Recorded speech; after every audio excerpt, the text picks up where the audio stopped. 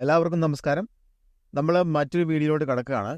ഒരുപാട് ആൾക്കാർ കമൻ്റായിട്ടും മെസ്സേജുകളായിട്ടും ഒക്കെ ചോദിച്ചിട്ടുണ്ട്, എന്താണ് എൻ്റെ ഇമിഗ്രേഷൻ ഹിസ്റ്ററി, ഞാൻ എങ്ങനെയാണ് കാനഡയിൽ എത്തിയത്, ഈ കാര്യങ്ങളൊക്കെ.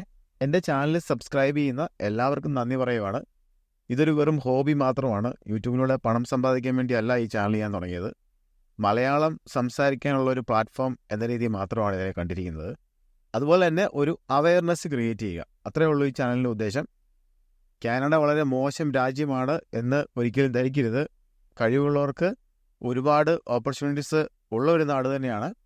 ഞാൻ കാനഡയിൽ വരുന്നത് 2012 സെപ്റ്റംബർ 2 ഞാൻ കമ്പ്യൂട്ടർ നെറ്റ്വർക്കിംഗ് പഠിക്കാനാണ് കാനഡയിലോട്ട് വന്നത്.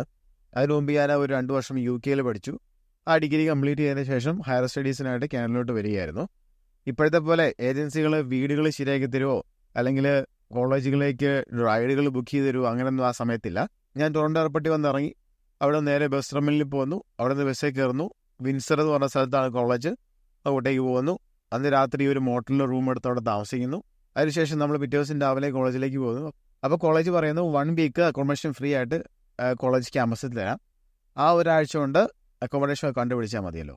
അപ്പോൾ അങ്ങനെ ഒരാഴ്ച കൊണ്ട് നമ്മളൊരു അക്കോമഡേഷൻ കണ്ടുപിടിച്ചു അവിടെ താമസമൊക്കെ തുടങ്ങി. പക്ഷേ ആ സമയത്ത് ഒരു പ്രശ്നം എന്ന് വെച്ച് കഴിഞ്ഞാൽ, കാനഡയിൽ വരുന്ന സ്റ്റുഡൻസിന് ആദ്യത്തെ 6 മാസം ജോലി ചെയ്യാൻ പറ്റിയില്ല.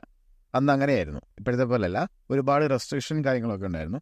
അതാണ് ഞാൻ പറഞ്ഞത്, കൺസർവേറ്റീവ് ഗവൺമെൻറ് ആയിരുന്നു ആ സമയത്ത് ഭരിച്ചിരുന്നത്.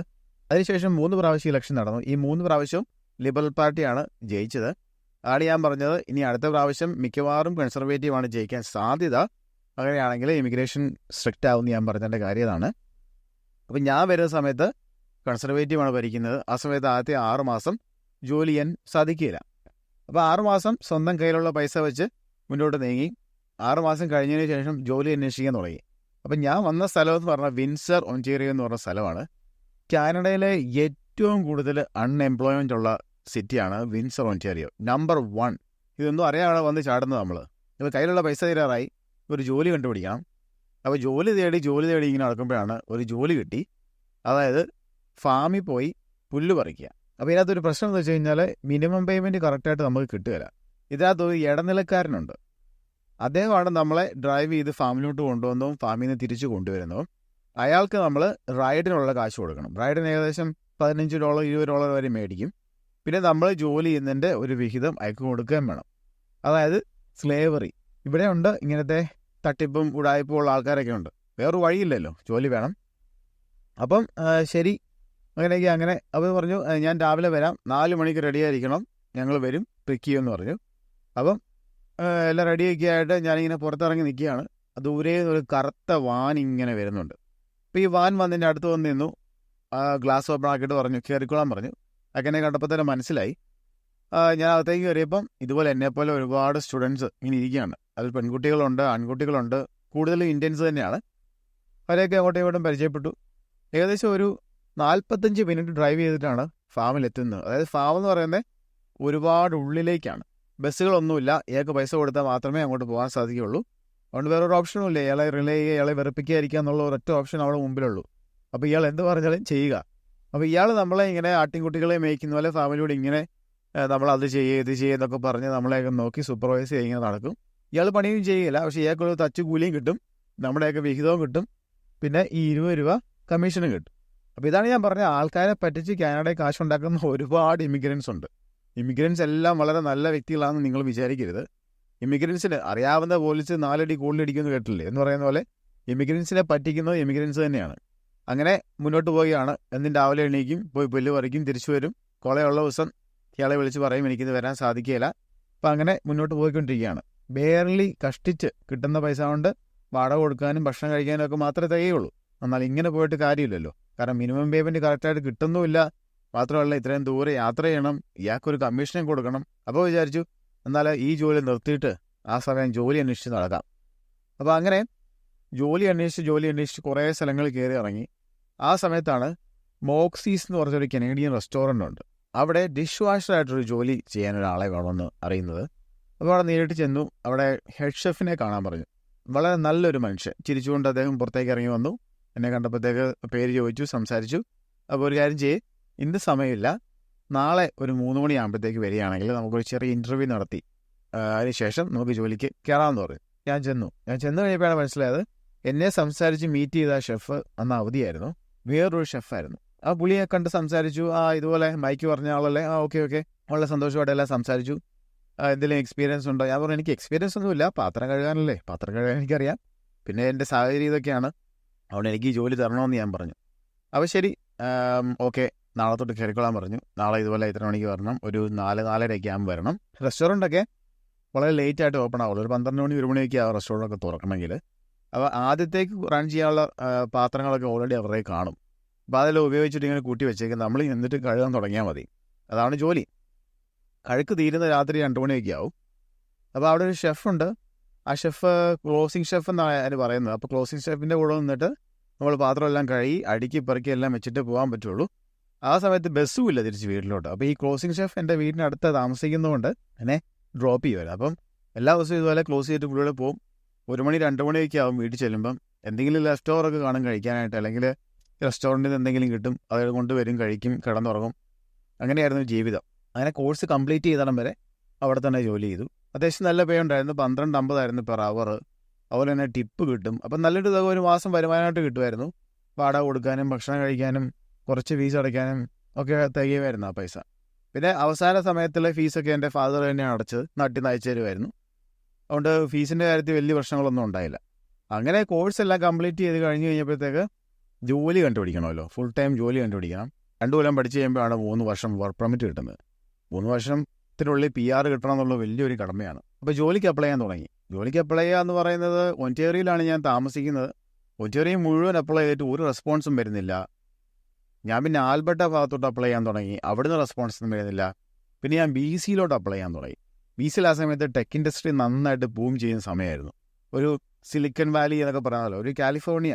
അപ്പോൾ അങ്ങോട്ടൊരു ജോലി ഞാൻ അപ്ലൈ ചെയ്തു. എനിക്കൊരു ഇൻ്റർവ്യൂ കോൾ വന്നു. അപ്പോൾ ആ സമയത്ത് റിമോട്ട് ഇൻ്റർവ്യൂ ഒന്നുമില്ല, നമ്മൾ അവിടെ ചെല്ലണം.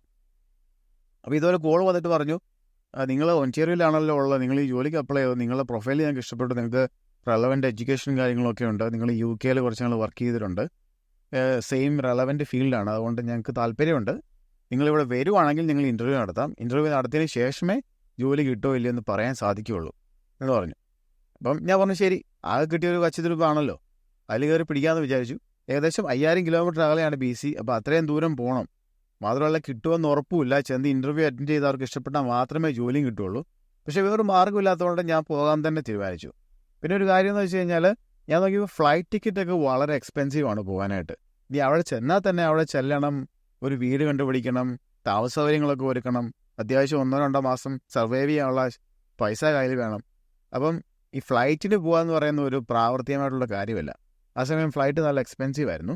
അന്നേരം ഞാനിങ്ങനെ ആലോചിക്കുകയാണ്, എന്താ ചെയ്യുന്നത്? ഈ 4000-5000 കിലോമീറ്റർ യാത്രയുണ്ട്, ഫ്ലൈറ്റിന് പോകാനുള്ള പൈസയും കയ്യിലില്ല. അപ്പോഴാണ് ഞാൻ ആലോചിക്കുന്നത്, ബസ്സിന് പോയാലോ, 4000 കിലോമീറ്റർ ബസ്സിന് അങ്ങ് പോയാലോ എന്ന് ആലോചിക്കുന്നത്.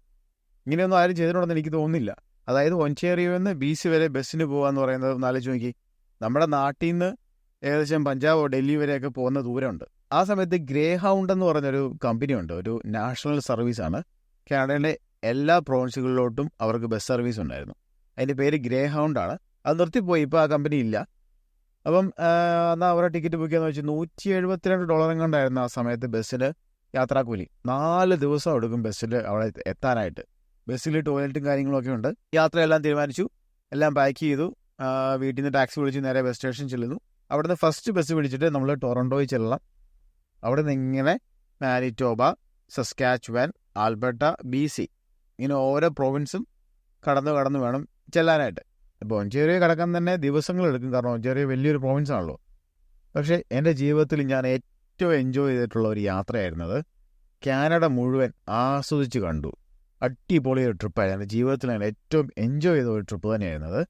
പിന്നെ കുറച്ച് ടെൻഷനൊക്കെ ഉണ്ടായിരുന്നു, കാരണം ജോലി കിട്ടിയില്ലെങ്കിൽ തിരിച്ച് ഞാൻ ഇങ്ങോട്ട് വരണ്ടേ, അല്ലെങ്കിൽ ജോലി കിട്ടിയില്ലെങ്കിൽ ആ പ്രശ്നമാകുന്നൊരു സമയമാണല്ലോ.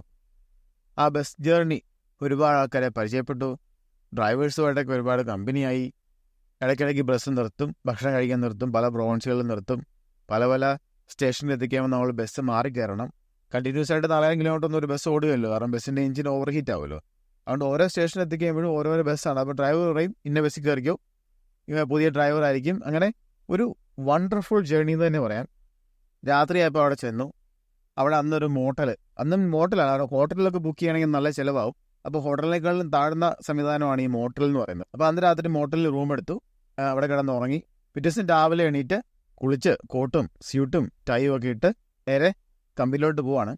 എൻ്റെ ജീവിതത്തിലെ ആദ്യത്തെ പ്രൊഫഷണൽ ഇൻ്റർവ്യൂ ആണ് കാനഡയിൽ. അപ്പോൾ എങ്ങനെയാണ് എന്താണെന്നൊന്നും ഒരു പിടുത്തവുമില്ല. അവിടുത്തെ HR-ൻ്റെ പേര് ക്രിസ്റ്റീൻ ആയിരുന്നു. കാരണം അവരെനിക്ക് ഒരുപാട് ഹെൽപ്പ് അതിന് ശേഷമൊക്കെ ചെയ്തിട്ടുണ്ട്. അതുകൊണ്ട് എനിക്ക് അവരുടെ പേര് നന്നായിട്ട് അറിയാം. അപ്പോൾ അവരെ കയറി കാണുന്നു. അവർ പറയുന്നത് വെയിറ്റ് ചെയ്യ്, മാനേജേഴ്സും ഡയറക്ടേഴ്സും ഒക്കെ ഇപ്പോൾ എത്തും. അപ്പം 6 പേരുണ്ടായിരുന്നു ഇൻ്റർവ്യൂവിൽ. 6 പേരാണ് എന്നെ ഇൻ്റർവ്യൂ ചെയ്തത്. ഫസ്റ്റ് ഇൻ്റർവ്യൂ 6 പേരുടെ മുന്നിലൊന്ന് ആലോചിക്കുക. അപ്പം ഇൻ്റർവ്യൂ ഏകദേശം 1.25 മണിക്കൂർ എടുത്ത് കാര്യങ്ങളൊക്കെ സംസാരിച്ചു. അപ്പം ഇവർക്ക് ഞാൻ ഇത്രയും ദൂരെ നിന്ന് ഇൻ്റർവ്യൂവിന് വന്നതെന്നുള്ള കാര്യം കൊണ്ട് തന്നെ അവർക്ക് വളരെ ഇമ്പ്രസ്സായി. അപ്പം ഞാൻ എൻ്റെ ലൈഫ് ജേർണിയൊക്കെ ഇങ്ങനെ ഒന്ന് പറഞ്ഞു ചെറുതായിട്ട്. ഇങ്ങനെയൊന്നും അധികം ഇൻ്റർവ്യൂവിൽ അങ്ങനെ പറയാറില്ല. പക്ഷേ ഞാൻ ഇങ്ങനെ ബസ്സിനാണ് വന്നത്, ഇതുപോലെ ഇവിടെ താമസിച്ചിട്ടാണ് ഇൻ്റർവ്യൂവിന് വന്നത്. അപ്പോൾ അവർ ഒരുപാട് ഇമ്പ്രസ്ഡ് ആയി. ഇൻ്റർവ്യൂ എല്ലാം കഴിഞ്ഞ ശേഷം അവർ പറഞ്ഞു ഓക്കെ ശരി, അപ്പം ഞങ്ങൾ അറിയിക്കാം, സാധാരണ ഒരാഴ്ച എടുക്കും. അപ്പം ഞാൻ ചോദിച്ചു ഒരാഴ്ച എനിക്ക് ഇന്ന് തന്നെ അറിയാൻ സാധിക്കും. കാരണം ജോലി ഇല്ലെങ്കിൽ എനിക്ക് ഇവിടെ നിന്നിട്ട് കാര്യമില്ലല്ലോ. ഒന്നെങ്കിൽ എനിക്ക് തിരിച്ചു പോകാം, അല്ലെങ്കിൽ എനിക്ക് വാൻകൂവറിലേക്ക് എങ്ങാനും പോകാം, അല്ലെങ്കിൽ എൻ്റെ ഫ്രണ്ട്സിൻ്റെ അടുത്ത് എങ്ങാനും പോകാം. എന്തെങ്കിലും ഒരു വഴി നോക്കാം. ഇവിടെ ഇങ്ങനെ മോട്ടലിൽ പൈസ കൊടുത്ത് നിന്നിട്ട് കാര്യമില്ലല്ലോ. അപ്പം ഞാൻ പറഞ്ഞു ഇന്ന് വൈകിട്ടത്തേക്കൊന്നും അറിയിക്കാൻ പറ്റുവാണെങ്കിൽ വളരെ ഉപകാരമായിരിക്കും. അപ്പോൾ അവരിങ്ങനെ അങ്ങോട്ടും ഇങ്ങോട്ടും സംസാരിച്ചിട്ട് പറഞ്ഞാൽ ശരി ഇന്ന് വൈകിട്ട് തന്നെ അറിയിക്കാമെന്ന് പറഞ്ഞു. അപ്പോൾ ഞാൻ തിരിച്ച് മോട്ടലിൽ പോയി അവിടെ ഇങ്ങനെ ഇരിക്കുകയാണ്. ടെൻഷനുണ്ട്, കിട്ടുമോ ഇല്ലേ. ഒരു 4 മണിയായിട്ട് അവർ വിളിക്കുന്നില്ല. കാരണം 4 മണി എന്നൊക്കെ പറയുമ്പോൾ ഓഫീസ് ക്ലോസ് ചെയ്യേണ്ട സമയമല്ലേ. അപ്പോൾ എനിക്ക് ആകെ ടെൻഷനായി. 4 മണിയായിട്ടും വിളിച്ചില്ല. സാധാരണ ഇൻ്റർവ്യൂ കഴിഞ്ഞ് നമ്മളെ സെലക്ട് ചെയ്തില്ലെങ്കിൽ അവർ വിളിക്കാതെ പറഞ്ഞാലും വിളിക്കാൻ സാധ്യതയൊന്നുമില്ല. ഇവിടെ അങ്ങനെയാണ്. ആകെ ടെൻഷൻ, കിട്ടുമോ ഇല്ലയോ. ഒരു 4:15 ആയപ്പോഴത്തേക്ക് ഒരു കോള് വരുന്നു ക്രിസ്റ്റിൻ്റെ. ഞാൻ ഒന്ന് ഞെട്ടി. കാരണം ഈ 4:30 ആയിട്ട് ഇത്രയും താമസിച്ചൊക്കെ വിളിക്കാമെന്ന് പറയുമ്പോഴേ. അപ്പോൾ ഞാൻ കോൾ എടുത്തു കൊണ്ട് പറഞ്ഞു ഇത് ക്രിസ്റ്റീനാണ്, HR ആണ്. ഓക്കെ. ഞാനാണെങ്കിൽ എനിക്കൊന്നും കൂടെ പറയാൻ പോലും പറ്റത്തില്ല. ഇതിൻ്റെ ഒരു ഉത്തരം യെസ് ഓർ നോ എന്ന് കേട്ട് കഴിഞ്ഞിട്ട് സംസാരിക്കാനുള്ള രീതിയിലാണ് ഞാൻ നിൽക്കുന്നത്. അപ്പോൾ അവർ പറഞ്ഞു കൺഗ്രാജുലേഷൻസ്. അന്നേരമാണ് എനിക്കൊരു സമാധാനം വേണ്ടത്. അതിനർത്ഥം കിട്ടി എന്ന് തന്നെയാണ്. അല്ലെങ്കിൽ അവർ അൺഫോർച്ചുനേറ്റ്ലി എന്നേ പറയുള്ളൂ. ഇവിടെ അങ്ങനെയാണ്. അൺഫോർച്ചുനേറ്റ്ലി എന്നൊരു വാക്ക് കിട്ടു കഴിഞ്ഞാൽ പിന്നെ അങ്ങോട്ട് തിരിച്ച് നോക്കുകയേ വേണ്ട, ജോലിയില്ല. ഇതേതായാലും കൺഗ്രാജുലേഷനാണ്. ആദ്യത്തെ ജോലി കിട്ടി. ഓഫർ ലെറ്റർ ഞാൻ നാളെ അയച്ചു തരാം. ഇന്നിപ്പോൾ 4:30 ആകുമ്പോൾ എൻ്റെ ഡ്യൂട്ടി കഴിയും. അതുകൊണ്ട് നാളെ ഞാൻ രാവിലെ ഓഫർ ലെറ്റർ അയച്ചു തരാം. അത് സൈൻ ചെയ്ത് തിരിച്ചയക്കുക. ഒരാഴ്ചക്കുള്ളിൽ ജോലിക്ക് ജോയിൻ ചെയ്യണമെന്ന് പറഞ്ഞു. ഞാൻ പറഞ്ഞു ഒരാഴ്ചയുടെ ആവശ്യമില്ല, ഞാൻ നാളെ തന്നെ വേണമെങ്കിൽ കയറിക്കോളാം. അല്ല അങ്ങനെയല്ല, കുറച്ച് ട്രെയിനിങ്ങും കാര്യങ്ങളൊക്കെ ഉണ്ട്. അപ്പോൾ അതൊക്കെ ഓർഗനൈസ് ചെയ്യണമെങ്കിൽ സമയം വേണം. ഒരാഴ്ച, ഇതാണ് സ്റ്റാർട്ട് ഡേറ്റ്, അന്ന് കയറിയാൽ മതിയെന്ന് പറഞ്ഞു. ശരി. അങ്ങനെ ഓഫർ ലെറ്റർ എനിക്ക് പിറ്റേ ദിവസം അയച്ചു തരുന്നു. ഞാൻ സൈൻ ചെയ്യുന്നു, തിരിച്ചയക്കുന്നു. അപ്പോൾ അതാണ് എൻ്റെ ജീവിതത്തിലെ ആദ്യത്തെ ജോലി. കമ്പനിയുടെ പേര് സ്ട്രീം എന്ന് പറയുന്നൊരു കമ്പനിയിൽ സിസ്റ്റം സ്പെഷ്യലിസ്റ്റായിട്ട് എൻ്റെ ആദ്യത്തെ ജോലി കാനഡയിൽ എനിക്ക് അവിടെ കിട്ടി. ചില്ലിവാഗ് എന്ന് പറയുന്ന സ്ഥലത്താണ് ഞാൻ ജോലി ചെയ്യുന്ന കമ്പനി. ജോലിയുടെ ഓഫർ ലെറ്ററൊക്കെ അയച്ചു തന്നു. വരുന്ന ചൊവ്വാഴ്ചയാണ് ജോയിൻ ചെയ്യേണ്ടത്. എനിക്കിനി ഏകദേശം 4 ദിവസം കൂടുണ്ട്. അപ്പോൾ ഇനി അടുത്ത 4 ദിവസം മോട്ടലിൽ താമസിക്കുക എന്ന് പറയുന്നത് അത്ര പ്രായോഗികമായ ഒരു കാര്യമല്ല. കാരണം ചില്ലിവാക്കിൽ മോട്ടലിന് നല്ല റേറ്റാണ്. കാരണം അതൊരു ടൂറിസ്റ്റ് ഡെസ്റ്റിനേഷനാണ്. ഏകദേശം സമ്മറൊക്കെ ആകാറായി. മാർച്ച് എന്നൊക്കെ പറയുന്ന സ്പ്രിംഗ് ടൈമാണ്. അതിനുശേഷം സമ്മർ, വിൻ്ററിന് ശേഷം ടൂറിസം ഇങ്ങനെ ഒരു മൂവ്മെൻ്റ് ഒക്കെ വെച്ച് വരുന്ന സമയമാണ്. അപ്പോൾ ഈ മോട്ടലിൽ ഒരു ദിവസത്തെ വാടക $70. എനിക്ക് ഈ ചില്ലിവാക്കിൽ നിന്ന് ഏകദേശം ഒരു 250 കിലോമീറ്റർ പോയി കഴിഞ്ഞാൽ കാംലിഫ്സ് പറഞ്ഞൊരു സ്ഥലമുണ്ട്. ചില്ലിവാക്കിൽ നിന്ന് പുറകിലോട്ട് പോകണം. അപ്പോൾ അവിടെ എനിക്ക് കുറച്ച് ഫ്രണ്ട്സ് ഉണ്ട്. അപ്പോൾ ഞാൻ അങ്ങോട്ട് പോകാൻ തീരുമാനിച്ചു. കാരണം ഈ മോട്ടലിൽ ഇങ്ങനെ പൈസ കൊടുത്ത് നിൽക്കേണ്ട ആവശ്യമില്ലല്ലോ. അപ്പോൾ ഞാൻ എൻ്റെ ഫ്രണ്ട്സിനെ വിളിച്ചു. ഫ്രണ്ട്സ് പറഞ്ഞു ആ പോരെ, കുഴപ്പമൊന്നുമില്ല, ഇവിടെ ലാലിനോട് സംസാരിക്കാം, പുള്ളിക്ക് എന്തെങ്കിലും ഒരു ചെറിയ തുക കൊടുക്കേണ്ടി വരും. കാരണം കറണ്ട് ചാർജ്, ഇലക്ട്രിസിറ്റിയൊക്കെ 3 ദിവസം ഞാൻ താമസിക്കുമ്പോൾ അതൊക്കെ ഉപയോഗിക്കുമല്ലോ. അപ്പോൾ ഒരു ചെറിയ തുക കൊടുക്കേണ്ടി വരും. എന്നാലും നീ ഇപ്പം മോട്ടലിൽ താമസിക്കുന്നതിനേക്കാളും ലാഭം ഇങ്ങോട്ട് വരുന്നത് തന്നെയായിരിക്കും. അവിടെ ഇങ്ങോട്ട് വാ, നമുക്കൊന്ന് കാണുകയും ചെയ്യാം. അപ്പോൾ അപ്പം തന്നെ ഞാൻ മോട്ടലിൽ ചെക്കൗട്ട് ചെയ്യുന്നു. ഞാൻ ബസ് സ്റ്റേഷനിലോട്ട് പോകുന്നു. അടുത്ത ബസ് എപ്പോഴാണ് അന്വേഷിക്കുന്നു. ഏകദേശം 1 മണിക്കൂർ കഴിഞ്ഞ് ബസ്സുണ്ട്. ആ ബസ്സിന് തന്നെ നമ്മൾ ടിക്കറ്റ് എടുക്കുന്നു. നേരെ കാംലിഫ്സിലോട്ട് ബസ്സിൽ യാത്രയാവാണ്. ഏകദേശം 2-2.5-3 മണിക്കൂറുണ്ട്. നല്ല ഭംഗിയുള്ള സ്ഥലമാണ് ഈ ചില്ലിവാക്കി കാംലിഫ്സ് എന്നൊക്കെ പറയുന്നത്. അതായത് കാൽഗറി ടു വാൻകൂവർ ഏറ്റവും ഭംഗിയുള്ളൊരു യാത്രയായിരിക്കും. അപ്പോൾ ഞാൻ ബസ്സിന് കയറി, ബസ്സിനവിടെ ചെന്നു. ഏകദേശം രാത്രിയായപ്പോൾ അവിടെ ചെന്നു. അപ്പോൾ എന്നെ പിക്ക് ചെയ്യാനായിട്ട് എൻ്റെ ഫ്രണ്ട്സ് വന്നു, റൂമിലോട്ട് കൊണ്ടുപോയി. അപ്പോൾ അവിടെ ഒരു 3 ദിവസം തങ്ങി. അപ്പോൾ ഞാൻ കാംലിഫ്സിലിരിക്കുന്ന സമയത്ത് ഞാൻ ചില്ലിവാക്കിലെ വീടുകൾ നോക്കുന്നുണ്ടായിരുന്നു. അങ്ങനെ ഞാനൊരു 6 വീടുകൾ ഷോർട്ട് ലിസ്റ്റ് ചെയ്തു. എന്നിട്ട് ഞാൻ ഇവരെ വിളിച്ചു. ഞാൻ പറഞ്ഞു ഞാൻ തിങ്കളാഴ്ച ചില്ലിവാക്കിലോട്ട് വരുന്നുണ്ട്, ചൊവ്വാഴ്ചയാണ് എനിക്ക് ജോലിക്ക് കയറേണ്ടത്. അപ്പോൾ തിങ്കളാഴ്ച ഒരു ദിവസം കൊണ്ട് ഈ വീടുകളെല്ലാം കണ്ടതിന് ശേഷം ഏതെങ്കിലും ഒരെണ്ണം ഫൈനലൈസ് ചെയ്ത് അവിടെ താമസിക്കാമെന്ന് വിചാരിച്ചു. എന്നിട്ട് തിങ്കളാഴ്ച ദിവസം രാവിലെ ഞാൻ ചില്ലിവാക്കിലേക്ക് പോകാൻ ടിക്കറ്റും ബുക്ക് ചെയ്തു. ഏകദേശം ഒരു 9-9:30 ഞാൻ ചില്ലിവാക്കി സ്റ്റേഷനിലെത്തി. അവിടെ നിന്ന് ഞാൻ ലോക്കൽ ബസ് പിടിച്ചിട്ട് ആദ്യത്തെ 5 സ്ഥലങ്ങളിൽ പോയി. ഈ 5 സ്ഥലങ്ങളും എനിക്ക് ഇഷ്ടപ്പെട്ടില്ല. ഒരു സേഫ് ആയിട്ടുള്ള ഒരു സ്ഥലമാണെന്ന് എനിക്ക് തോന്നിയില്ല. അപ്പോൾ ഇനി ഒരൊറ്റ സ്ഥലം കൂടെ ഉള്ളൂ, അവിടെയും കൂടെ പോയി കാണാമെന്ന് തീരുമാനിച്ചു. അപ്പോൾ ഞാൻ ആ കെയർ ടേക്കറെ വിളിച്ചു, ഞാനിതാ വരുന്നുണ്ട്. അപ്പോൾ എന്നോട് പറഞ്ഞു ഞാൻ ഇവിടെ ഉണ്ട്, ഓഫീസിലുണ്ട്, ഇവിടെ വന്നു കഴിയുമ്പോൾ എന്നെ വിളിച്ചാൽ മതി എന്ന് പറഞ്ഞു. ഞാൻ ബസ്സിൽ കയറി ഈ അപ്പാർട്ട്മെൻറ്റ് ഇരിക്കുന്ന സ്ഥലത്തേക്ക് യാത്രയായി. അപ്പോൾ ബസ് സ്റ്റോപ്പിൽ ഇറങ്ങിയിട്ട് ഒരു 5 മിനിറ്റ് അങ്ങോട്ട് നടക്കണം. നടന്നു കഴിയുമ്പോഴാണ് ഈ അപ്പാർട്ട്മെൻറ്റ്. നല്ല റെസിഡൻഷ്യൽ ഏരിയ ആണ്, നല്ല ഭംഗിയുള്ള അതിമനോഹരമായ നല്ല വൃത്തിയുള്ള സ്ഥലം. അവിടെ എത്തിയതിനു ശേഷം ഞാൻ ഈ ഫോൺ നമ്പറിൽ വിളിക്കുകയാണ്. വിളിച്ചു കഴിയുമ്പോഴത്തേക്ക് ഒരു പ്രായമായ ഒരു മനുഷ്യൻ, ഒരു താടിയൊക്കെ നനച്ചൊരു മനുഷ്യൻ പുറത്തേക്ക് ഇറങ്ങി വരുന്നുണ്ട്. അദ്ദേഹം പരിചയപ്പെടുത്തി. എൻ്റെ പേര് സ്റ്റീവ് എന്നാണ്, എന്താണ് നിങ്ങളുടെ പേര്? ഞാൻ എൻ്റെ പേരൊക്കെ പറഞ്ഞു. അപ്പച്ചൻ എന്നെ കൂട്ടി അപ്പാർട്ട്മെൻറ്റ് കാണിക്കാനായിട്ട് കൊണ്ടുപോയി. 2nd ഫ്ലോറിലാണ് അപ്പാർട്ട്മെൻറ്റ്, ലിഫ്റ്റ് കയറി പോകണം. അവിടെ ചെന്നു. കയറി ചെല്ലുമ്പോഴേ ഒരു കിച്ചനാണ് കാണുന്നത്. കിച്ചൺ കഴിഞ്ഞ് ചെല്ലുമ്പോൾ ഒരു വലിയൊരു ഹാളിൻ്റെ അങ്ങേയറ്റത്തായിട്ടൊരു പാരിയ ഡോറ്. ആ ഡോറ് കടന്നു കഴിയുമ്പോൾ ഒരു ബാൽക്കണിയുണ്ട്, ഒരു വലിയ ബെഡ്റൂം, അറ്റാച്ച്ഡ് ബാത്റൂം. ഇതാണ് അപ്പാർട്ട്മെൻറ്റ്. അപ്പോൾ ഞാൻ ഈ പാറ്റിയോ തുറന്ന് കട്ടണം മാറ്റിയിട്ട് ഞാൻ പുറത്തേക്ക് ആ ബാൽക്കണിയിലോട്ടൊന്ന് ഇറങ്ങി നിന്നു. അപ്പോഴാണ് ഞാൻ അന്തം വിട്ടുപോയത്. നല്ല അടിപൊളി മൗണ്ടൻ വ്യൂ ഉള്ള അപ്പാർട്ട്മെൻറ്റാണ്. ദൂരെ നമുക്കിങ്ങനെ മൗണ്ടൻസ് കാണാം. അതിൻ്റെ മുകളിൽ ഇങ്ങനെ മഞ്ഞൊക്കെ വീണ് അതിഗംഭീര സ്ഥലം. എനിക്ക് വളരെ അങ്ങ് ഇഷ്ടപ്പെട്ടു. ഞാനത് എടുക്കുകയാണ്. വാടക 600 രൂപ അല്ലേ? 600 രൂപയാണ്. ശരി, ഞാനത് ഉറപ്പിച്ചു, എനിക്കിത് വേണമെന്ന് പറഞ്ഞു. അപ്പോൾ എൻ്റെ ഈ പെട്ടികളൊക്കെ ഉണ്ട്. അപ്പോൾ ഈ പെട്ടികൾ കണ്ടപ്പോൾ അദ്ദേഹം ചോദിച്ചു, സ്ഥലം കാണാൻ വന്നതല്ലേ, ഇന്ന് തന്നെ താമസിക്കാൻ വല്ല പ്ലാനും ഉണ്ടോ എന്ന് ചോദിച്ചു. വലിയ ബുദ്ധിമുട്ടാവുമല്ലോ, കാരണം ഞങ്ങൾക്ക് ക്രെഡിറ്റ് ചെക്ക് ചെയ്യണം, നിങ്ങളുടെ ബാക്ക്ഗ്രൗണ്ട് പരിശോധിക്കണം, അങ്ങനെ ഒരുപാട് കാര്യങ്ങളൊക്കെ ഉണ്ട്. അപ്പം ഞാൻ പറഞ്ഞു, ഞാനിതുപോലെ വഞ്ചിയേരിയിൽ നിന്ന് വന്നതാണ്, ഞാൻ 2 ദിവസം ഫ്രണ്ട്സിൻ്റെ കൂടെ ആയിരുന്നു, എനിക്കിവിടെ ജോലി പെർമനൻ്റായിട്ട് കിട്ടി, ഇനി ഒരു സ്ഥലത്തോട്ട് പോകാൻ എനിക്കില്ല, ഇവിടെ തന്നെ താമസിക്കാനാണ് ഞാൻ വന്നത്, ഇഷ്ടപ്പെട്ട് കഴിഞ്ഞാൽ എനിക്ക് ഇന്ന് തൊട്ട് തന്നെ ഇവിടെ താമസിക്കണമെന്ന് പറഞ്ഞു.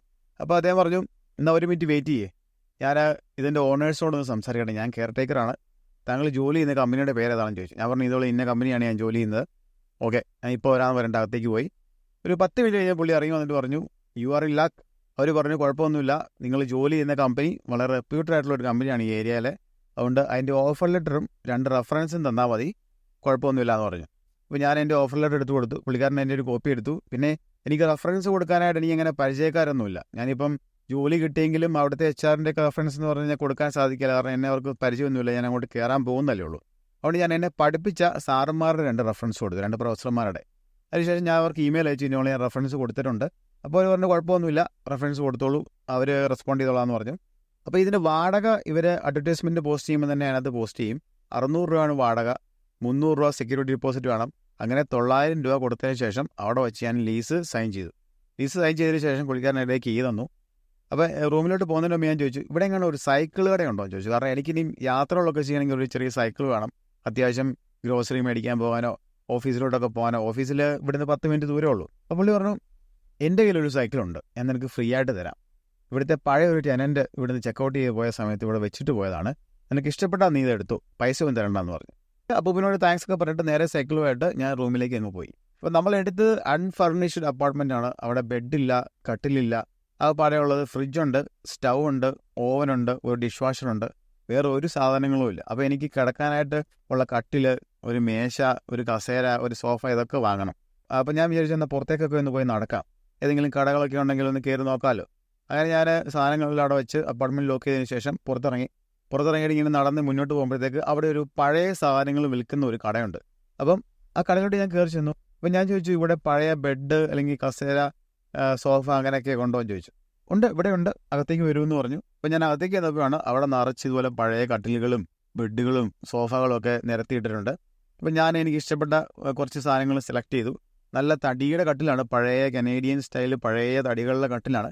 ഇപ്പോഴത്തേക്ക് അവൾ മേടിക്കുവാണെങ്കിൽ ഈ ചൈനയുടെ ഒരു ക്വാളിറ്റി ഉള്ള സാധനങ്ങളായിരിക്കും. അവിടെ നിങ്ങൾ വീടൊക്കെ എടുക്കുന്നുണ്ടെങ്കിൽ ഈ പുതിയ സാധനങ്ങൾ മേടിക്കാതെ പഴയ കട്ടിലുകൾ മേടിക്കുവാണെങ്കിൽ നല്ല ക്വാളിറ്റി ഉണ്ട്. നിങ്ങളത് മേടിച്ചതിന് ശേഷം ഒന്ന് പോളിഷ് എടുത്താൽ മതി. അപ്പോൾ എനിക്ക് വേണ്ട സാധനങ്ങൾ ഞാൻ സെലക്ട് ചെയ്തു. ഒരു കട്ടിൽ, ഒരു സോഫ, ഇതെല്ലാം ഞാൻ സെലക്ട് ചെയ്തു. എന്നുവെച്ചാൽ ഞാൻ ചോദിച്ചു എത്ര രൂപ തരണം. അപ്പോൾ എന്നോട് പറഞ്ഞു ഒരു $180 തന്നാൽ മതി. അപ്പോൾ ഞാൻ പറഞ്ഞു ശരി, ഓക്കെ. ഞാൻ ചോദിച്ചു ഇതൊന്ന് ഡെലിവറി ചെയ്യാൻ എന്തെങ്കിലും വഴിയുണ്ടോ? $25 തരുവാണെങ്കിൽ വൈകിട്ടത്തേക്ക് ഞങ്ങൾ ഡെലിവറി ചെയ്ത് തരാമെന്ന് പറഞ്ഞു. അപ്പോൾ ഏകദേശം ഉച്ച കഴിയാറായി, വൈകിട്ടത്തേക്ക് ഡെലിവറി ചെയ്യാമെന്ന് പറഞ്ഞു. ഞാൻ പറഞ്ഞു ശരി. അങ്ങനെ ഞാൻ 175 രൂപ കൊടുത്തു. ഈ സാധനങ്ങളെല്ലാം അവർ ഡെലിവറി ചെയ്യാമെന്ന് സമ്മതിച്ചു. അത് കഴിഞ്ഞ് ഞാൻ പുറത്തേക്കൊന്ന് ഇറങ്ങി. അത് കഴിഞ്ഞ് കുറച്ച് മുന്നേ നടന്നപ്പോൾ ഒരു ഗ്രോസറി സ്റ്റോർ ഉണ്ട്, അവിടെ നിന്ന് കുറച്ച് സാധനങ്ങളൊക്കെ വാങ്ങിച്ചു. ഞാൻ വീട്ടിലേക്ക് തിരിച്ചു പോയി. വീട്ടിലെത്തി കഴിഞ്ഞതിന് ശേഷം ഞാൻ ഒരു ഇൻ്റർനെറ്റ് കണക്ഷൻ വേണമല്ലോ ഇനി.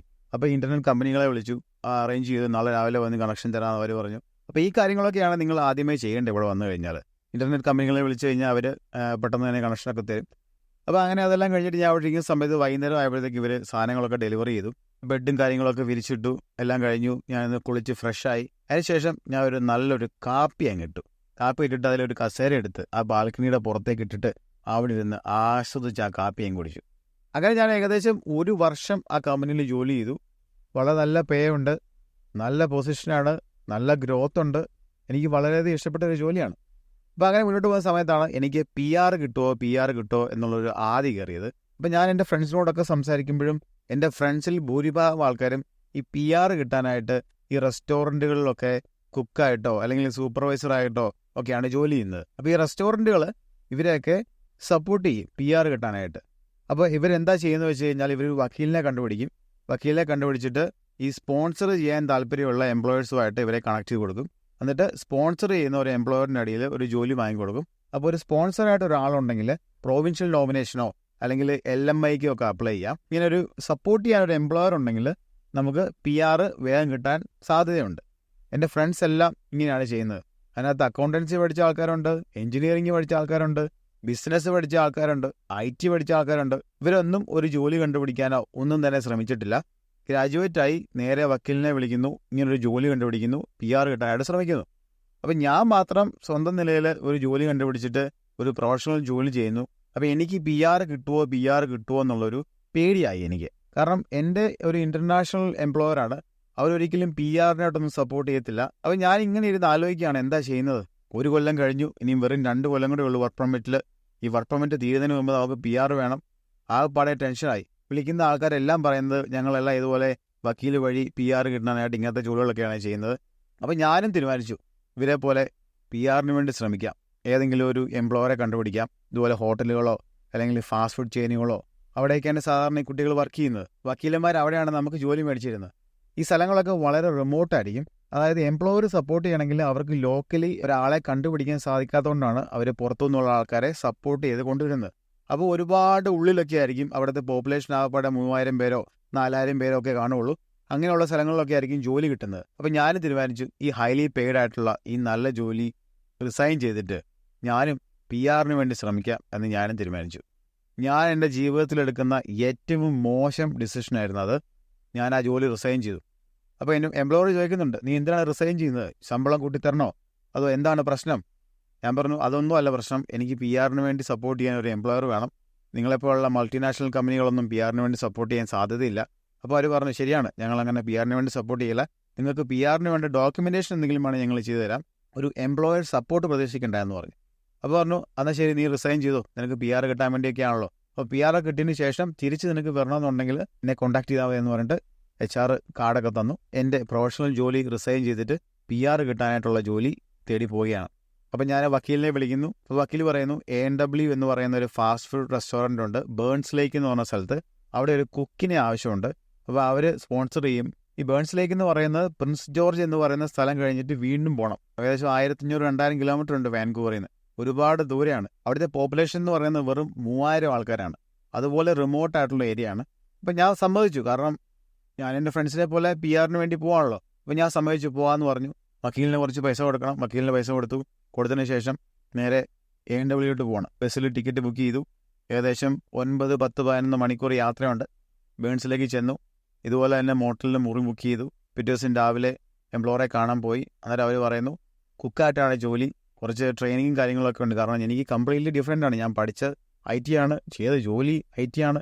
കുക്കായിട്ട് ഞാൻ എൻ്റെ ജീവിതത്തിൽ പോലും ജോലി ചെയ്തിട്ടില്ല. അപ്പോൾ അവർ പറഞ്ഞു കുറച്ച് ട്രെയിനിങ് ഒക്കെ ഉണ്ട്, കുറച്ച് ഫുഡ് ആൻഡ് സേഫ്റ്റിയുടെ ഒരു സർട്ടിഫിക്കേഷനൊക്കെ എഴുതണം. അപ്പോൾ അതൊക്കെ പഠിക്കണം. ഒരാഴ്ച അതൊക്കെ ചെയ്യാൻ പറഞ്ഞു. ഞാൻ ആ റൂമിലിരുന്ന് അതൊക്കെ ചെയ്തു. അതിന് ശേഷം പിറ്റേ ആഴ്ച ഞാൻ കാനഡയിലെ എൻ്റെ 2ാമത്തെ ജോലിയായ കുക്കായിട്ട് ജോയിൻ ചെയ്തു. അപ്പോൾ അങ്ങനെ അവിടെ അങ്ങനെ കുക്കായിട്ട് മുന്നോട്ട് പോവുകയാണ്. ആകപ്പാടെ വിഷമിച്ചൊക്കെയാണ് ജീവിതം. അപ്പോൾ എൻ്റെ ഫ്രണ്ട് പറഞ്ഞു നീ ഒരു കാര്യം ചെയ്യ്, എൻ്റെ കൂടെ ചർച്ചിലേക്ക് വാ. അവിടെ ചെല്ലുമ്പോൾ ഒരു മനസ്സമാധാനം വരും. അപ്പോൾ ഞാൻ അവൻ്റെ കൂടെ ചർച്ചിലൊക്കെ പോയി പ്രാർത്ഥനയൊക്കെ ചെയ്തു. അങ്ങനെ ഒരു മനസ്സിലൊരു സന്തോഷമൊക്കെ കിട്ടി. അത് മുന്നോട്ട് പോകുമ്പോഴാണ് ആ ചർച്ചിൽ ചെല്ലുമ്പോൾ അവിടെ ഒരു അപ്പൂപ്പനെ അമ്മൂമ്മയും പരിചയപ്പെടുന്നത്. അപ്പം ഈ അപ്പൂപ്പനെ അമ്മൂമ്മയും ഞങ്ങളെ ക്രിസ്മസ് ഡിന്നറിന് വിളിക്കുന്നുണ്ട്. അപ്പം ക്രിസ്മസ് ഡിന്നർ എന്നാൽ പോകാമെന്ന് വിചാരിക്കുന്നു. ഒരു മനസ്സിനൊരു സന്തോഷം കിട്ടില്ല. അപ്പൂപ്പനും അമ്മയ്ക്ക് ആരുമില്ല. ഞങ്ങളെ വിളിച്ചു. അപ്പോൾ അപ്പൂപ്പൻ പറഞ്ഞു എങ്ങനെയെങ്കിലും വരണം, കാരണം ഞങ്ങൾക്ക് വേറെ ആരുമില്ല, നിങ്ങളെ മാത്രമേ ഞങ്ങൾ ഡിന്നറിന് ക്ഷണിച്ചിട്ടുള്ളൂ, ഞങ്ങളുടെ മക്കളെല്ലാം പുറത്താണ്, ഞങ്ങൾ തന്നെ ഉള്ളൂ എന്നൊക്കെ പറഞ്ഞു. അങ്ങനെ ആ 2016 ക്രിസ്മസ് ആ അപ്പൂപ്പൻ്റെയും അമ്മൂമ്മയുടെയും കൂടെ ആഘോഷിക്കുകയാണ്. നിങ്ങളൊന്ന് ആലോചിച്ച് നോക്കിയേ, എവിടെയോ താമസിക്കുന്ന ഒരു അപ്പൂപ്പനും അമ്മൂമ്മയും ലോകത്തിൻ്റെ ഒരു മൂലയ്ക്ക്, ഞാനൊരു കോട്ടയംകാരൻ അവരുടെ കൂടെയാണ് ക്രിസ്മസ് ആഘോഷിക്കുന്നത്. അമ്മ നല്ല ഭക്ഷണമൊക്കെ ഉണ്ടാക്കി വെച്ചിട്ടുണ്ട്. നല്ല ടർക്കി കോഴി വറുത്തതുണ്ട്, ഇഷ്ടംപോലെ സ്മാഷ് പൊട്ടറ്റോസ് ഉണ്ട്. നല്ലൊരു ഇംഗ്ലീഷ് ഡിന്നറാണ്. അത് മുഴുവൻ കഴിച്ചു. ഒരുപാട് കാര്യങ്ങൾ അങ്ങോട്ടും ഇങ്ങോട്ടും സംസാരിച്ചു. മക്കളെക്കുറിച്ച് സംസാരിച്ചു, ഭാവിയെക്കുറിച്ച് സംസാരിച്ചു. അങ്ങനെ നല്ലൊരു ക്രിസ്മസ് രാത്രി അവിടെ ഞങ്ങൾ ആഘോഷിച്ചു. അതിനുശേഷം ഞാൻ മുന്നോട്ട് പോവുകയാണ്. എനിക്ക് തീരെ പറ്റുന്നില്ല. കാരണം ഞാൻ ചെയ്ത ജോലിയും ഇതുമായിട്ട് ഒരുപാട് വ്യത്യാസമുണ്ട്. ഞാൻ ആകെ മാനസികമായിട്ട് തകരുന്ന ഒരു നില എത്തിയപ്പോൾ ഞാൻ തീരുമാനിച്ചു, എനിക്ക് PR കിട്ടിയില്ലെങ്കിലും വേണ്ടില്ല, ഞാൻ എൻ്റെ സ്വന്തം ഫീൽഡിൽ തന്നെ ജോലി ചെയ്യണം. അത്യാവശ്യം എക്സ്പീരിയൻസ് ഉണ്ടാക്കിയതിന് ശേഷം PR ഇല്ലെങ്കിൽ വല്ല മിഡിൽ ഈസ്റ്റേൺ രാജ്യങ്ങളിൽ, ദുബായിലോ ഖത്തറിലോ അങ്ങനെയുള്ള രാജ്യങ്ങളിൽ പോയി ജോലി ചെയ്യാം. എനിക്കിനി ഇത് ചെയ്യാൻ വയ്യ. എനിക്കെൻ്റെ പ്രൊഫഷൻ വിട്ട് മറ്റൊരു ജോലി ചെയ്യാൻ എനിക്ക് മാനസികമായിട്ട് പറ്റുന്നില്ല എന്നൊരു പോയിൻ്റായി. അപ്പോൾ ഞാൻ തീരുമാനിച്ചു, ഈ ജോലി റിസൈൻ ചെയ്യുകയാണ് ഞാൻ. എനിക്ക് PR വേണ്ട. ഞാൻ വക്കീലിനെ വിളിച്ച് പറഞ്ഞു. വക്കീൽ പറഞ്ഞു, കുഴപ്പമൊന്നുമില്ല, നീ അടച്ച പൈസ തിരിച്ചു തരാൻ പറ്റിയല്ല, പക്ഷേ പോണെങ്കിൽ പോകോ എന്ന് പറഞ്ഞു. ഈ കാര്യങ്ങളൊക്കെ ഞാൻ ബില്ലിനോട് സംസാരിച്ചു. അപ്പോൾ ബില്ല് പറയുന്നുണ്ട്, നീ എടുത്ത തീരുമാനം വളരെ ശരിയാണ്.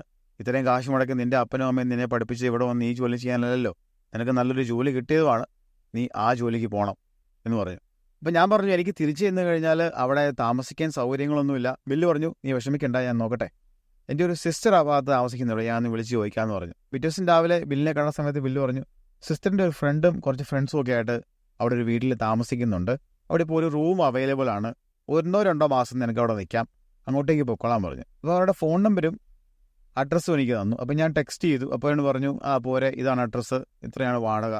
വളരെ തുച്ഛമായൊരു വാടകയുള്ളായിരുന്നു, കാരണം എനിക്ക് അറിയാവുന്ന ഒരു വ്യക്തിയായതുകൊണ്ട്. അങ്ങനെ ഞാനൊരു ടിക്കറ്റ് തിരിച്ച് ചില്ലുവാക്കിലേക്ക് ബുക്ക് ചെയ്യുന്നു. എൻ്റെ ഫ്രണ്ടും ബില്ലും കൂടെ എന്നെ ബസ് സ്റ്റോപ്പിൽ ഡ്രോപ്പ് ചെയ്തു. ഞാൻ അവിടെ നിന്ന് ബസ്സിൽ കയറിയിട്ട് ചില്ലുവാക്കിൽ വന്ന് വീണ്ടും ഇറങ്ങി. തിരിച്ച് ആദ്യമേ വന്ന സ്ഥലത്ത് തന്നെ രണ്ടാമത് വന്ന് ഇറങ്ങി. അപ്പോൾ നമ്മൾ ബസ്സിൽ നിന്ന് ഇറങ്ങി, ഡ്രൈവർ നമുക്ക് ലഗേജൊക്കെ എടുത്തു തരും. അതിനുശേഷം നമ്മൾ മുന്നോട്ട് നടന്ന് ഒരു ഡോറുണ്ട്, ആ ഡോറ് കടന്ന് അപ്പുറത്ത് എത്തിക്കഴിയുമ്പോഴാണ് വെയിറ്റിംഗ് ഏരിയ. അപ്പം യാത്രക്കാരെ പിക്ക് ചെയ്യാനായിട്ട് ആൾക്കാർ വെയിറ്റ് ചെയ്യുന്നത് വെയിറ്റിംഗ് ഏരിയയിലാണ്. ഞാൻ അങ്ങോട്ടേക്ക് നടന്നില്ലെന്നു. അപ്പോൾ എനിക്ക് യാതൊരു ഐഡിയ ഇല്ല ആരാണ് എന്നെ പിക്ക് ചെയ്യാൻ വരുന്നത്. ഞാൻ കണ്ടിട്ട് പോലും ഇല്ല ഈ വ്യക്തിയെ. അപ്പോൾ എൻ്റെ ഈ ഫോൺ നമ്പറുണ്ട്, ഞാൻ ആ ഫോൺ നമ്പർ എടുത്ത് ഡയൽ ചെയ്യുന്നു. അപ്പോൾ എൻ്റെ തൊട്ടടുത്ത് തന്നെ ഒരു സീറ്റിൽ ഫോൺ റിങ് ചെയ്യുന്നുണ്ട്. അപ്പോൾ ഞാൻ അങ്ങോട്ടേക്ക് നോക്കി. അപ്പോൾ ഒരു പെൺകുട്ടി, ആള് ഓസ്ട്രേലിയക്കാരിയാണ്. ഓസ്ട്രേലിയയിൽ നിന്ന് ചില്ലിവാക് അഗ്രികൾച്ചർ യൂണിവേഴ്സിറ്റിയിൽ പഠിക്കാനായിട്ട് വന്നതാണ്. അപ്പോൾ ഞങ്ങൾ അങ്ങോട്ടും ഇങ്ങോട്ടും പരിചയപ്പെട്ടതിന് ശേഷം എന്നെയും കൂട്ടി അവൾ കാറിലേക്ക് പോയി. അപ്പോൾ ഈ കാറ് കണ്ടപ്പം ഞാനൊന്ന് ഞെട്ടി. 1975 പഴയ ഒരു വോൾവോ കാറാണ്. ഞാൻ കാറിലേക്ക് കയറി, ഡോറൊക്കെ അടച്ചു. അപ്പോഴത്തേക്കും പറഞ്ഞു, വലിച്ചടച്ചോളൂ ഡോറ്, കാരണം ഇത് പഴയ കാറായതുകൊണ്ട് ഡോർ ഇടാൻ ബുദ്ധിമുട്ടാണ്. അപ്പോൾ ഞാൻ വലിച്ചടച്ചു. അതിനുശേഷം ഞങ്ങൾ യാത്രയായി. ഈ വീടിരിക്കുന്നത് ഒരു മലയടിവാരത്താണ്. അതിഗംഭീരമായ ലൊക്കേഷനാണ് ചില്ലിവാക് എന്ന് പറയുന്നത്. നല്ല റെസിഡൻഷ്യൽ ഏരിയയിൽ അതിഗംഭീരമായൊരു വീടാണ്. പുല്ലൊക്കെ വെട്ടി നല്ല വൃത്തിയാക്കിയിട്ടിരിക്കുന്നു. എവർഗ്രീൻസ് ഒക്കെ ഇങ്ങനെ സൈഡിലൊക്കെ നിൽപ്പുണ്ട്. കാറ് വീടിൻ്റെ മുമ്പിലേക്ക് നിർത്തി ഞാൻ ഇറങ്ങി. അപ്പോൾ ലഗേജുകളൊക്കെ എടുത്ത് ഞാൻ വീടിനകത്തേക്ക് പോയി. അകത്തേക്ക് കയറി ചെല്ലുമ്പോൾ തന്നെ ഒരു ചെറിയ ഹാളാണ്. കിച്ചൺ കാണാം. കിച്ചണിൻ്റെ ഒരു സൈഡിൽ കൂടെ ഒരു വരാന്തയാണ്. വരാന്തയുടെ ഒരു സൈഡിൽ ഒരു ബാത്റൂം ഉണ്ട്. ഓപ്പോസിറ്റായിട്ട് 2 റൂമുകളുണ്ട്. അതിലൊരു റൂമാണ് എൻ്റേത്. ഈ കുട്ടി താമസിക്കുന്നത് ബേസ്മെൻറ്റിലാണ്. ബേസ്മെൻറ്റ് എന്ന് പറഞ്ഞു കഴിഞ്ഞാൽ വീടിൻ്റെ അടിയിൽ ഭൂമിക്ക് താഴെയായിട്ടൊരു നില കാണും, അതാണ് ബേസ്മെൻറ്റ്. അവിടെയാണ് വാഷിംഗ് മെഷീൻ അങ്ങനെയുള്ള കാര്യങ്ങളൊക്കെ ഇരിക്കുന്നത്. അപ്പോൾ എന്നോട് പറഞ്ഞു, നീ റെസ്റ്റ് എടുക്ക്, ഇത്രയും യാത്രകളൊക്കെ കഴിഞ്ഞ് വന്നല്ലേ എന്ന് പറഞ്ഞിട്ട് ആ കുട്ടി താഴേക്ക് പോയി. അപ്പോൾ ഞാൻ ലഗേജുകളൊക്കെ എൻ്റെ റൂമിലേക്ക് വെച്ചതിന് ശേഷം പുറത്തേക്ക് ഇറങ്ങി ആ സോഫയിലേക്ക് ഇരിക്കുകയാണ്. പെട്ടെന്ന് ഒരു നിലവിളിയാണ് കേൾക്കുന്നത്, ഒരു കരച്ചിലും. ഞാൻ ആദ്യം കരുതിയത് ഈ കുട്ടി അതിൻ്റെ റൂമിലേക്ക് പോയ സമയത്ത് കാലം വഴുതി വീട് കാണുമെന്നോർത്താണ് ഞാൻ ഓടി ചെല്ലുന്നത്. ചെല്ലുമ്പോൾ ഞാൻ കാണുന്ന കാഴ്ച എന്ന് പറയുന്നത്, ഈ കുട്ടി ഈ വാഷിംഗ് മെഷീനിൽ തല വെച്ചിട്ട് കരയുന്നതാണ്. അപ്പോൾ ഞാൻ ചോദിച്ചു, എന്താണ് കാര്യം? അപ്പോൾ എന്നോട് പറയുന്നുണ്ട്, മൈ പാസ്പോർട്ട് എന്ന് പറയുന്നുണ്ട്. അപ്പോൾ ഞാൻ ഈ വാഷിംഗ് മെഷീൻ്റെ ലിഡ് ഓപ്പൺ ചെയ്ത സമയത്ത് പാസ്പോർട്ട് ആയത് കിടപ്പുണ്ട്. ഞാനത് എടുത്തു. ഇത് തുറന്നു നോക്കിയപ്പോഴത്തേക്ക് ഈ പാസ്പോർട്ട് ആകെ ഡാമേജ് ആയിരിക്കുന്നു. അതിൽ മുഖം കാണത്തില്ല, അതിൽ പേര് എല്ലാം മാഞ്ഞു പോയിരിക്കുകയാണ്. ഈ കുട്ടിയാണെങ്കിൽ വളരെയധികം വാവിട്ട് കരയാണ്. ആകെ ടെൻഷനോടെ ഇങ്ങനെ ഒരു പേടിച്ചിരിക്കുന്ന പോലെയാണ് ആ കുട്ടി ഇരിക്കുന്നത്. അപ്പോഴത്തേക്ക് ഞാൻ എൻ്റെ പോക്കറ്റിൽ നിന്ന് എൻ്റെ ഫോൺ എടുത്തിട്ട് ഓസ്ട്രേലിയൻ എംബസിയുടെ ഫോൺ നമ്പർ ഡയൽ ചെയ്തിട്ട് ഞാൻ ആ കുട്ടിയുടെ കയ്യിൽ കൊടുത്തു. അതിങ്ങനെ എങ്ങനടിച്ചാണ് സംസാരിക്കുന്നത്. അപ്പോഴെനിക്ക് മനസ്സിലായത് ഈ കുട്ടി വളരെ ഇമോഷണൽ ആയിട്ടൊരു കുട്ടിയാണ്. അങ്ങനെ അവരോട് സംസാരിച്ച് കഴിഞ്ഞ ഒരു 5 മിനിറ്റ് കഴിഞ്ഞപ്പോൾ അതിന് കുറച്ച് സമാധാനമായി. അപ്പോൾ ഞാൻ പറഞ്ഞു, എന്നെ ഒന്ന് പിക്ക് ചെയ്തല്ലേ, നമുക്കൊരു കോഫി കുടിക്കാൻ പോകാം, ഇറ്റ്സ് ഓൺ മീ എന്ന് പറഞ്ഞിട്ട് ഞാൻ ആ കുട്ടിയും കൂട്ടി അടുത്തുള്ള ഒരു കോഫി ഷോപ്പിലേക്ക് പോയി. അവിടെ ചെന്ന് കോഫിയെ കുടിച്ച് പെട്ടെന്ന് തന്നെ പാസ്പോർട്ട് കിട്ടുമെന്നൊക്കെ പറഞ്ഞ് എന്നെ സമാധാനിപ്പിച്ചിട്ട് ഞങ്ങൾ കാപ്പിയെ കുടിച്ചതിന് ശേഷം തിരിച്ച് വീട്ടിലേക്ക് വന്നു. അത് കഴിഞ്ഞ് കുട്ടി പുറത്തേക്ക് പോയി. ഞാൻ അവിടെ തനിച്ചായി. ഞാൻ എൻ്റെ സാധനങ്ങളൊക്കെ എടുത്ത് അടുക്കി വെച്ചു. എനിക്കിനി ഒരു ജോലി കണ്ടുപിടിക്കണം. തിരിച്ച് ആ പഴയ കമ്പനിയിലോട്ട് പോകാൻ എനിക്ക് വലിയ താല്പര്യമൊന്നുമില്ല. അതുകൊണ്ട് പുതിയൊരു ജോലിക്ക് അപ്ലൈ ചെയ്യണം. അങ്ങനെ ഒരുപാട് കാര്യങ്ങൾ ചെയ്യാനുണ്ട്. ഇത്രയും യാത്രകളൊക്കെ കഴിഞ്ഞ് വന്ന് അതിനിടയ്ക്ക് ഈ സംഭവങ്ങളൊക്കെ നടന്നു. ആകെ ടയർഡാണ്. അപ്പോൾ കുറച്ച് നേരം TV കാണാമെന്ന് ഓർത്ത് ഞാൻ അവിടെ നെറ്റ്ഫ്ലിക്സും കണ്ട് ആ സോഫയിൽ ഇങ്ങനെ ഇരിക്കുന്ന സമയത്താണ് സാറ കയറി വരുന്നത്. അപ്പോൾ സാറ ഒരു നേഴ്സാണ്, ഇവിടുത്തെ ഹോസ്പിറ്റലിൽ വർക്ക് ചെയ്യാണ്. അപ്പോൾ ഇങ്ങനെ ഓവർ ടൈം ഒക്കെ പെട്ടെന്ന് തന്നെ വരും. അതുകൊണ്ട് ഷിഫ്റ്റ് വർക്കൊക്കെയാണ്. അതുകൊണ്ടാണ് നിന്നെ പിക്ക് ചെയ്യാൻ വരാൻ പറ്റാഞ്ഞത്. പെട്ടെന്നൊരു കോൾ വന്നു, ഹോസ്പിറ്റലിലേക്ക് പോകേണ്ടി വന്നു, അതുകൊണ്ടാണ് വരാൻ പറ്റാമെന്നൊക്കെ പറയുന്നു. അപ്പോൾ ഞങ്ങളിങ്ങനെ പരിചയപ്പെട്ടു. സാറോട് സംസാരിക്കുന്ന സമയത്ത് സാറ് പറയുന്നു, നമ്മൾ 3 പേരാണ്, നമ്മുടെ കൂടെ ഒരാളോടുണ്ട് താമസിക്കാൻ. അവളുടെ പേര് നറ്റാഷ എന്നാണ്. അവളുടെ വീട് സ്ക്വാമിഷ് എന്ന് പറഞ്ഞ സ്ഥലത്താണ്. ഇവിടുന്ന് ഏകദേശം 250 കിലോമീറ്റർ ദൂരെയാണ് അവളുടെ വീട്. പക്ഷെ അവൾ ജോലി ചെയ്യുന്നത് ഈ ചില്ലിവാക് ഹോസ്പിറ്റലിൽ നേഴ്സായിട്ടാണ്. ആഴ്ചയിൽ 3 ദിവസം അവൾ ജോലി ചെയ്യുള്ളൂ. അപ്പോൾ ജോലിയുള്ള ദിവസങ്ങളിൽ ഇവിടെ കാണും, ജോലി ഇല്ലാത്ത ദിവസങ്ങളിൽ അത് തിരികെ പോകുമെന്ന് പറഞ്ഞു. ഞങ്ങൾ കുറച്ച് നേരം സംസാരിച്ച് വന്ന ശേഷം സാർ പറഞ്ഞു, ഞാൻ വളരെ ടയർഡാണ്, ഞാൻ റെസ്റ്റ് എടുക്കട്ടെ എന്ന് പറഞ്ഞ് സാർ റൂമിലേക്ക് പോയി. അപ്പോൾ ഞാനും ഏതായാലും വളരെ ടയർഡാണ്, ഇത്രയും യാത്രകളൊക്കെ കഴിഞ്ഞു, എനിക്കും ഒന്ന് ഉറങ്ങണം, അപ്പോൾ എന്തെങ്കിലും ഭക്ഷണം കഴിക്കണം. ഈ സമയത്ത് ഈ ഓസ്ട്രേലിയൻ പെൺകുട്ടി 2 പിസ്സ ബോക്സുമായിട്ടാണ് വരുന്നത്. ആ കുട്ടി പറഞ്ഞു, ആരും ഒന്നും കഴിച്ചു കാണുകയല്ലോ, എല്ലാവരും നമുക്കിത് കഴിക്കാമെന്ന് പറഞ്ഞിട്ട് ഞങ്ങൾ അവിടെ ഇരുന്ന് ആ ഡിന്നർ കഴിച്ചു. അപ്പോൾ ഇവരൊക്കെ നേരത്തെ ഭക്ഷണം കഴിക്കുന്ന ആൾക്കാരാണ്. ഒരു 7 മണിയാകുമ്പോഴേ ഇവർ ഡിന്നർ കഴിക്കും. ഇവർക്കൊക്കെ ഒരുപാട് ലൈഫ് സ്റ്റോറീസൊക്കെ ഉണ്ട്. പ്രത്യേകിച്ച് ഇവരൊക്കെ ഒരുപാട് യാത്രകളൊക്കെ ചെയ്യുന്ന ആൾക്കാരായതുകൊണ്ട് ഇവർക്ക് ഒരുപാട് അഡ്വഞ്ചർ സ്റ്റോറികളും ഒരുപാട് ട്രാവലിംഗ് സ്റ്റോറികളും ഒക്കെ പറയാൻ കാണും. അതൊക്കെ കേട്ട് കഴിയുമ്പോഴാണ് നമ്മൾ മലയാളികൾ എത്ര ചെറുതാണ്, നമ്മുടെ ജീവിതം നമ്മൾ എങ്ങനെയാണ് ജീവിച്ച് തീർക്കുന്നത് എന്ന് മനസ്സിലാകുന്നത്. നമ്മൾ കൂടുതൽ പേരും പ്രാരാബ്ദങ്ങൾക്കിടയിലും ഈ ജോലി, പണം സമ്പാദിക്കുക, ഇങ്ങനെയുള്ള കാര്യങ്ങൾക്ക് നമ്മൾ പ്രാധാന്യം കൊടുത്ത് നമ്മളത് എൻജോയ് ചെയ്യാത്ത ആൾക്കാരാണ്. അപ്പോൾ അതൊക്കെ കേട്ട് അവരുടെ ലൈഫ് സ്റ്റോറി കേട്ട് ഒരു നല്ല ഈവനിങ് ടൈം ഈ കൂട്ടുകാരുടെ കൂടെയൊക്കെ സ്പെൻഡ് ചെയ്തതിന് ശേഷം അന്ന് രാത്രി ഞാൻ അവിടെ കിടന്ന് സമാധാനമായിട്ട് സന്തോഷമായിട്ട് ഉറങ്ങി. പിറ്റേ ദിവസം രാവിലെ എണീറ്റതിന് ശേഷം ഒന്നും ചെയ്യാനില്ല. ആകെ ചെയ്യാനുള്ളത് റെസ്യൂമൊക്കെ ഒന്ന് അപ്ഡേറ്റ് ചെയ്യുക. ഞാൻ ലിങ്ക്ഡിനിൽ വളരെ ആക്റ്റീവാണ്. എനിക്ക് ഏകദേശം 2500 ഫോളോവേഴ്സ് ഉണ്ട് ലിങ്ക്ഡിനിൽ. എല്ലാം നല്ല ഹൈ പ്രൊഫൈൽ ആൾക്കാരുമായിട്ടാണ് എൻ്റെ കണക്ഷൻസൊക്കെ. അപ്പോൾ ലിങ്ക്ഡിനിൽ കുറച്ചുകൂടെ ഒന്ന് ആക്റ്റീവ് ആകാം, ആൾക്കാരോട്ടൊക്കെ ഒന്ന് സംസാരിക്കാൻ ഓർത്ത് ഞാൻ ഫോണിൽ ലിങ്ക്ഡിനൊക്കെ എടുത്ത് ചെക്ക് ചെയ്തുകൊണ്ടിരിക്കുകയാണ്. അതുപോലെ തന്നെ ഞാൻ റെസ്യൂമൊക്കെ അപ്ഡേറ്റ് ചെയ്തു. അപ്പോൾ എൻ്റെ സാമ്രാജ്യം എന്ന് പറയുന്ന ഈ വീട്ടിലെ ഈ സോഫയാണ്. അവിടെ ഇരുന്ന് നെറ്റ്ഫ്ലിക്സ് കാണുക, ജോലിക്ക് അപ്ലൈ ചെയ്യുക, രാവിലെ മുതൽ വൈകുന്നേരം വരെ ആ സോഫയിലാണ് എൻ്റെ ജീവിതം.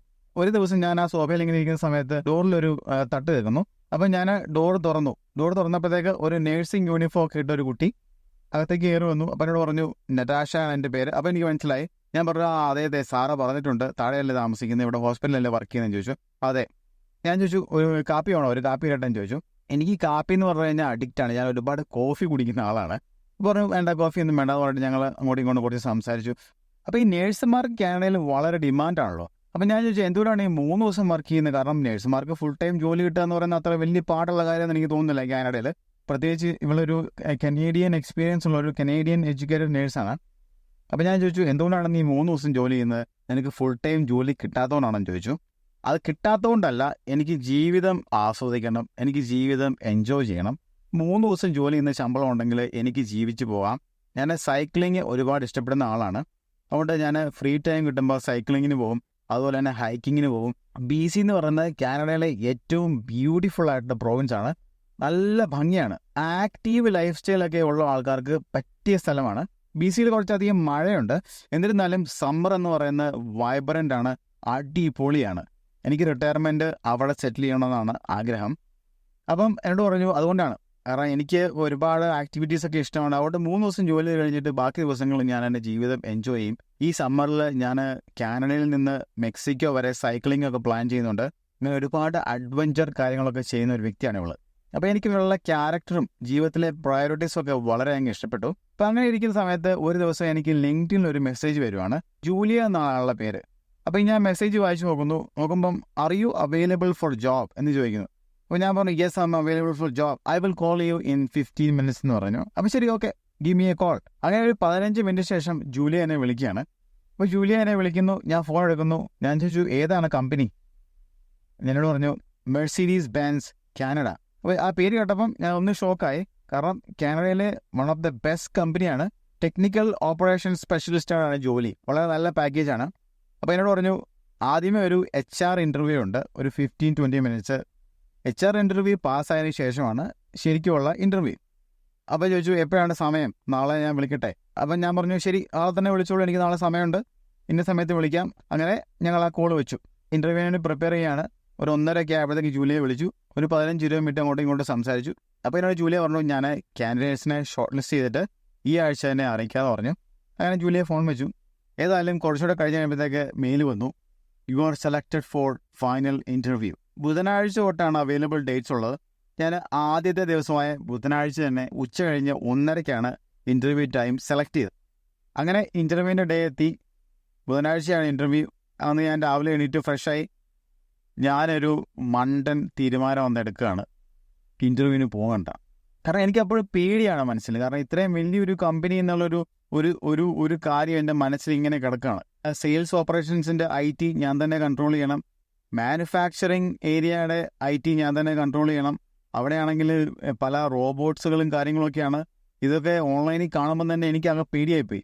അങ്ങനെ ഇരിക്കുന്ന സമയത്താണ് എൻ്റെ ഭാവി വധു, അതായത് എൻ്റെ ഇപ്പോഴത്തെ ഭാര്യ, ഞങ്ങൾ തമ്മിൽ ആ സമയത്ത് സംസാരിക്കാറുണ്ട്.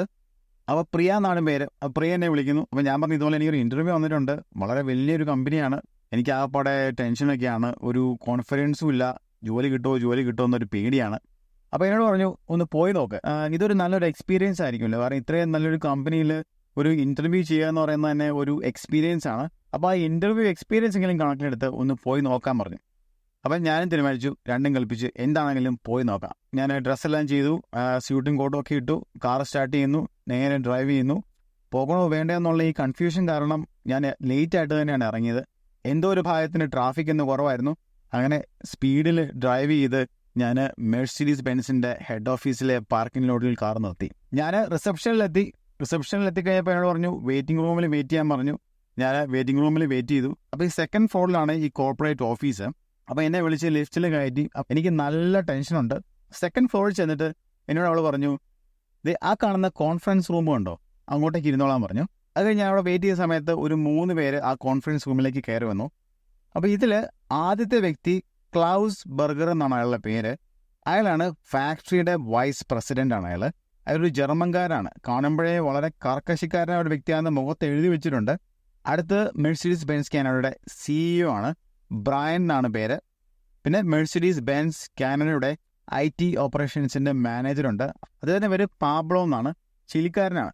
അങ്ങനെ ഇൻ്റർവ്യൂ നടന്നുകൊണ്ടിരിക്കുകയാണ്. ഏകദേശം 1 മണിക്കൂർ ഇൻ്റർവ്യൂ ഉണ്ടായിരുന്നു. ഒരുപാട് ചോദ്യങ്ങൾ ചോദിക്കുന്നു. ഈ ക്ലൗസ് എന്ന് പറഞ്ഞ വ്യക്തി നല്ല കടുകട്ടി ചോദ്യങ്ങളൊക്കെയാണ് ചോദിക്കുന്നത്. ഒരു ജർമ്മൻകാരനായതുകൊണ്ട് തന്നെ അയാൾ ഇംഗ്ലീഷ് ഒരു ജർമ്മൻ കലർന്ന ഒരു ഇംഗ്ലീഷാണ്. അങ്ങനെ ആ ഇൻ്റർവ്യൂ കഴിഞ്ഞു. ഏകദേശം 1 മണിക്കൂർ ഇൻ്റർവ്യൂ കഴിഞ്ഞു. തിരിച്ചിറങ്ങി ഞാൻ വീട്ടിലേക്ക് പോയിരുന്നു. അപ്പോൾ ഈ ക്ലൗസ് എന്നെ ഇട്ട് നന്നായിട്ട് വെള്ളം കുടിപ്പിച്ചിട്ടുണ്ട് ഇൻ്റർവ്യൂവിൽ. എനിക്ക് ജോലി കിട്ടുമെന്ന് യാതൊരു പ്രതീക്ഷയില്ല.